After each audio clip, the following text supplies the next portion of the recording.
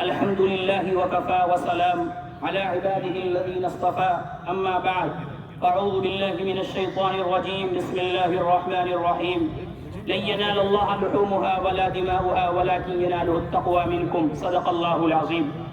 معزز سامعین کرام، حاضرین مجلس، نوجوان حضرات اور خاص طور پر ہمارے ذمہ دار حضرات، تمام مساجد کے، اللہ رب العزت کا یقیناً احسان و کرم ہے کہ اس نے ہم سب کو اپنی عبادت کے واسطے عیدگاہ کے اندر جمع فرمایا.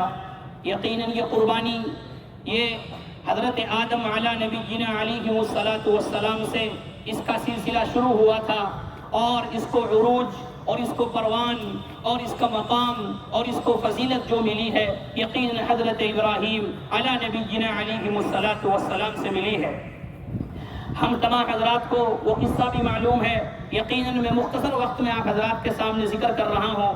حضرت ابراہیم علیہ الصلاۃ والسلام کو اللہ رب العزت نے 86 سال کی عمر میں، 80 پر 6 سال کی عمر میں اللہ رب العزت نے حضرت اسماعیل علیہ الصلاۃ والسلام جیسا بیٹا عطا فرمایا، جس کو راتوں کو اٹھ کر اللہ سے مانگا، رب هب لی من الصالحین، دعا کر کر مانگا گیا بیٹا جس کا نام حضرت اسماعیل علیہ الصلاۃ والسلام ہے. اور پھر وہ خواب آتا ہے.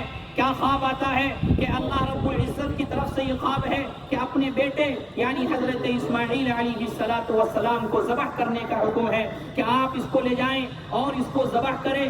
یقیناً انسان کے لیے کتنا مشکل کام ہوتا ہے، اپنی جان کا ہلاک کرنا بھی آسان ہو جاتا ہے، لیکن اپنے بیٹے کی گردن پر چھری رکھنا، صرف چھری رکھنے کے لیے بھی گردہ چاہیے، اس کے لیے بھی جگر چاہیے، اس کے لیے بھی طاقت چاہیے، اس کے لیے بھی قوت چاہیے. لیکن قربان جائیے حضرت ابراہیم علیہ الصلاۃ والسلام کی اطاعت پر، قربان جائیے حضرت ابراہیم علیہ الصلاۃ والسلام کے ایمان پر کہ خواب آیا. کیونکہ نبی کا جو خواب ہوتا ہے وہ بمنزلہ وحی ہوتا ہے. نبی کا خواب جھوٹا نہیں ہو سکتا، نبی کا خواب شیطانی نہیں ہو سکتا، نبی کے اوپر شیطان مسلط نہیں ہو سکتا، خواب کے اندر شیطان وسوسہ نہیں ڈال سکتا. حضرت ابراہیم علی نبینا علیہ الصلاۃ والسلام نے جب خواب دیکھا کہ اپنے بیٹے کو ذبح کر رہے ہیں اور اپنے بیٹے کے گردن پر چھری چلا رہے ہیں، اپنی بیوی حضرت حاجرہ سلام اللہ علیہا سے فرمایا کہ بیٹے کو میرے ساتھ بھیج دو. حضرت حاجرہ پوچھتی ہے کہاں جانا ہے، کیا بات ہے؟ حضرت ابراہیم علیہ الصلاۃ والسلام فرماتے ہیں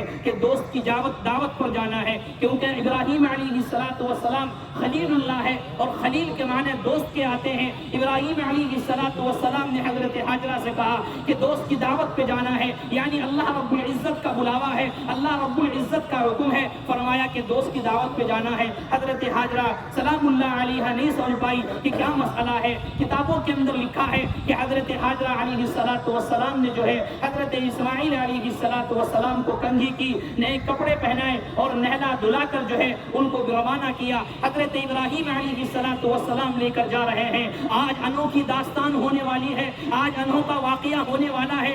آج یہ پہاڑ بھی دیکھ رہے ہیں، آج حور و غلمان بھی دیکھ رہے ہیں، آج وہ فرشتے بھی دیکھ رہے ہیں اور کہہ رہے ہیں اے اللہ کیا قیامت آنے والی ہے، اے اللہ کیا آج قیامت برپا ہونے والی ہے. اے اللہ ہم نے تو آج تک ایسا نہیں سنا. تجھے راضی کرنے کے طریقے الگ الگ ہیں، تجھے راضی کرنے کے لیے الگ الگ طریقے ہیں. تجھے راضی کرنے کے لیے نمازیں پڑھی جاتی ہے، تجھے راضی کرنے کے لیے عبادتیں کی جاتی ہے، تجھے راضی کرنے کے لیے راتوں کو اٹھ کر تیرے سامنے اپنی پیشانی کو جھکایا جاتا ہے. اے اللہ تجھے راضی کرنے کے لیے بہت سارے طریقے ہم نے آج تک دیکھے ہیں، ہم نے آج تک سنے ہیں، الگ الگ واقعات ہم نے دیکھے ہیں. لیکن اے اللہ یہ کیسا واقعہ ہونے جا رہا ہے؟ کون باپ اپنے بیٹے کو ذبح کرتا ہے اور اپنے بیٹے کو ذبح تو بہت دور کی بات، خود چھری کو گردن پر رکھنا گوارا نہیں کرے گا. اپنے بیٹے کے بارے میں اگر کوئی آدمی بول دیتا ہے اس کی بات کو سننا گوارا نہیں کرے گا. لیکن آج حضرت ابراہیم علیہ الصلاۃ والسلام ایک انوکھی داستان لکھی جانے والی تھی. آج فرشتے بھی کہہ رہے تھے اے اللہ کیا ہونے والا ہے. اللہ رب العزت فرما رہے تھے فرشتوں تم تو یہ کہتے تھے کہ ہم تیری تسبیح کرنے والے ہیں، ہم تیری تحمید کرنے والے ہیں، ہم تیری عبادت کے لیے کافی ہے. اللہ رب العزت فرماتے ہیں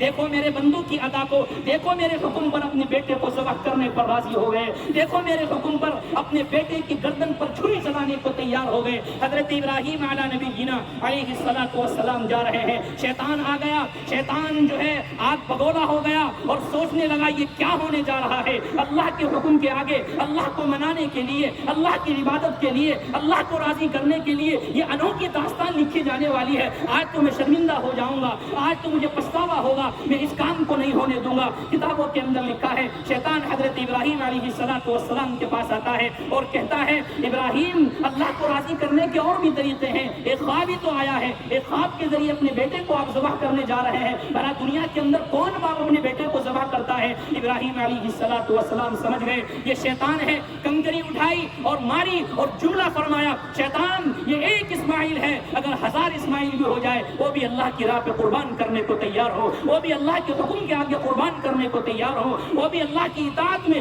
قربان کرنے کو تیار ہو. جب وہاں پر نہیں چلا جادو اور وہاں پر شیطانی وسوسہ نہیں چلا, حضرت حاجرہ کے پاس گیا اور کہا کہ تمہیں معلوم ہے کہ بیٹا کہاں گیا ہے؟ کہ ہاں دوست کی دعوت پہ گیا ہے. کہ نہیں دعوت پہ نہیں گیا بلکہ ابراہیم علیہ الصلوۃ والسلام اس کو ذبح کرنے کے لیے لے گئے ہیں. حضرت حاجرہ نے کہا بھلا سوچ کے بول, کون باپ اپنے بیٹے کو ذبح کرتا ہے؟ کون باپ اپنے بیٹے کی گردن پر چھری چلاتا ہے؟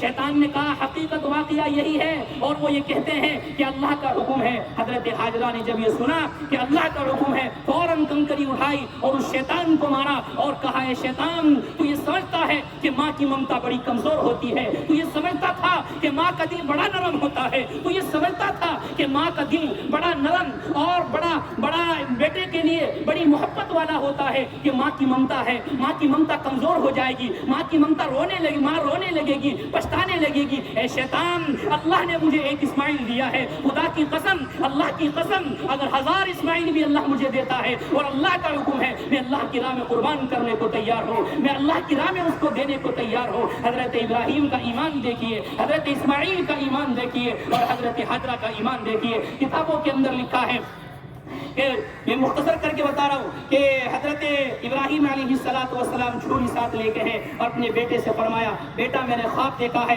انی ارا فی المنام انی اذبحک فانظر ماذا تری. بیٹا میں نے خواب دیکھا ہے کہ میں تجھے ذبح کر رہا ہوں, یہ اللہ کا حکم ہے. کوئی بیٹا ہے, کوئی بیٹے کو باپ بیٹے کو یہ کہے کہ بیٹا میں تمہیں ذبح کر رہا ہوں, کیا بیٹا راضی ہو سکتا ہے؟ بیٹا راضی نہیں ہوتا. آج کے وقت میں اگر 2-3 اولادیں ہو اور باپ کی توجہ کسی ایک کی طرف ہو جائے دوسرے بیٹے ناراض ہو جاتے ہیں. حضرت یعقوب علیہ السلام کی توجہ یوسف علیہ السلام کی طرف توجہ زیادہ ہو گئی تھی, باقی بیٹوں کو حسد ہو گیا تھا, کنویں کے اندر ڈال دیا تھا. لیکن یہاں انوکھا ہی واقعہ ہے, یہاں باپ بیٹے کی کہانی الگ ہے. دیکھیے حضرت اسماعیل کو کیا جواب دیتے ہیں. حضرت اسماعیل چپ نہیں بیٹھے, چپ بھی بیٹھ سکتے تھے, خاموش ہو سکتے تھے, یہ بھی کہہ سکتے تھے اے اللہ, یہ بھی کہہ سکتے تھے ابراہیم اے والد صاحب آپ کی مرضی ہے, آپ کو جو آپ کی مرضی ہے میں کچھ نہیں بول سکتا. نہیں, قرآن نے اس جملے کو, قرآن نے اس لفظ کو بتایا جب حضرت ابراہیم علیہ الصلوۃ والسلام نے فرمایا فانظر ماذا تری, بیٹا تیری رائے کیا ہے؟ فرمایا یا ابت فعل ما تؤمر, اے اللہ جو آپ کو حکم ہوا ہے آپ اس کو کر ڈالیے. یا ابتی فرمایا کیونکہ یا بنیا فرمایا تھا, اے میرے پیارے بیٹے اپنائیت کا جمال دیکھیے اور زبان سے شہد کو ٹپکتا ہوا دیکھیے کہ باپ فرماتا ہے اے میرے بیٹے اور بیٹا کہتا ہے اے میرے پیارے ابا جان, باپ میرے پیارے ابا جان جو کچھ آپ کو حکم ہوا ہے آپ اس کو کر دیجئے. اور باقی رہی بات یہ کہ ذبح کرنے میں تکلیف تو ہوگی, پریشانی تو ہوگی, تکلیف تو ہوگی, لیکن ستجدنی انشاءاللہ من الصابرین, انشاءاللہ آپ مجھے صبر کرنے والوں میں سے پاؤ گے. کتابوں کے اندر ایک بات اور لکھی ہے کہ حضرت اسماعیل کو جب باندھ دیا گیا حضرت اسماعیل علیہ الصلوۃ والسلام نے کہا ابا جان میری رسیاں کھول دو. بیٹے حضرت ابراہیم نے کہا بیٹا کیا ہو گیا, ابھی تو کہہ رہے تھے جو حکم ہوا وہ پورا کرو, وہ پورا کرو, ابھی تو کہہ رہے تھے کہ اللہ کی طرف سے جو حکم آیا اس کو مکمل کرو, رسیاں کیوں کھولوا رہے ہو, رسیاں کیوں کھولنے کا حکم کر رہے ہو؟ بیٹے نے جو جواب دیا تاریخ میں لکھنے کے بھی قابل ہے اور دل میں بٹھانے کے قابل ہے. اور ان کا ایمان دیکھیے, ان کا ایمان کیسا تھا. حضرت اسماعیل علیہ الصلوۃ والسلام نے فرمایا ابا جان میں تمہیں رسیاں اس لیے کھلوا رہا ہوں کہ کل کا مؤرخ تاریخ جب لکھے گا, مفسر جب بیان کرے گا, مقرر جب بیان کرے گا, ہو سکتا ہے کہ غیر یہ کہہ دے کہ بیٹا ذبح ہونا نہیں چاہتا تھا, باپ نے زبردستی جوڑ کر اور زبردستی رسی رسی میں باندھ کر جو ہے باپ نے ذبح کیا ہے. رسی کھول دو، رسی کھول دو، تاکہ آنے والی نسل کو، آنے والے مومنوں کو، آنے والے مسلمانوں کو، آنے والی قوم کو یہ پتا چل سکے فلما اسلما کہ بیٹا بھی، باپ بھی ذبح کرنے پہ راضی تھا اور بیٹا بھی ذبح ہونے پہ راضی تھا. اور پھر وہ واقعہ ہوا کہ چھری پھیرتے ہیں، اللہ کی طرف سے حکم ہوا، اے ابراہیم تو نے ہمارا خواب سچا کر دکھایا. اللہ کے رسول صلی اللہ علیہ وسلم نے اس قربانی کے تعلق سے ارشاد فرمایا. مختلف احادیث میں اللہ کے رسول صلی اللہ علیہ وسلم نے اس کے فضائل بیان کیے. ایک حدیث میں اللہ کے رسول صلی اللہ علیہ وسلم نے فرمایا جو انسان خوش دلی کے ساتھ ثواب کی نیت رکھتے ہوئے قربانی کرتا ہے، کس لیے؟ تاکہ اللہ راضی ہو جائے، کس لیے؟ تاکہ اللہ کا میں محبوب بن جاؤں، کس لیے؟ تاکہ اللہ مجھے ثواب دے.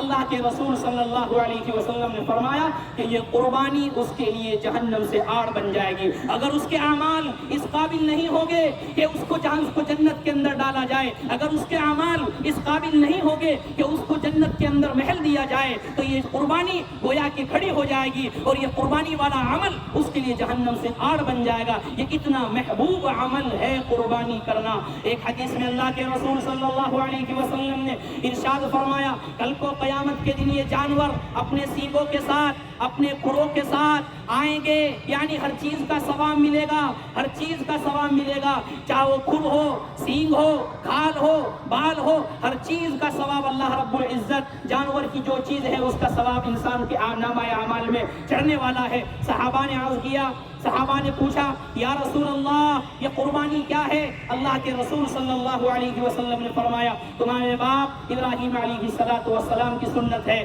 تو گویا کہ پوچھا یا رسول اللہ ہمارے لیے کیا حکم ہے، ہمارے لیے کیا ثواب ہے؟ فرمایا ہر بال کے بدلے میں ایک نیکی ہے. بلکہ ایک حدیث میں اللہ کے رسول صلی اللہ علیہ وسلم نے فرمایا کہ جس کے پاس استطاعت ہے، طاقت ہے، ہمت ہے، مال ہے، دولت ہے، پھر بھی قربانی نہیں کر رہا ہے، اللہ کے رسول صلی اللہ علیہ وسلم کا جملہ سنیے، فلا یقربن مصلانا، فرمایا وہ ہماری عیدگاہ کے قریب بھی نہ آئے، ہماری عیدگاہ کے قریب بھی نہ بھٹکے. اس سے آپ ناراضگی دیکھیے، عیدگاہ میں آنے کے لیے منع کر دیا گیا، عیدگاہ کے قریب بھٹکنے سے روک دیا گیا، عیدگاہ میں آنے سے غصہ کیا. کس لیے؟ قربانی چھوڑنے پر، قربانی ترک کرنے پر اللہ کے رسول صلی اللہ علیہ وسلم کا غصہ دیکھیے. اس لیے ہم تمام حضرات کوشش کریں، اللہ نے مال دیا ہے، طاقت دی ہے، قوت دی ہے، تو اللہ کی راہ میں جانور قربان کرے اور اللہ کی راہ میں جانور قربان کر کر اللہ کا تقرب حاصل کرے. اور یہ ہم کو پیغام دے رہا ہے قربانی کا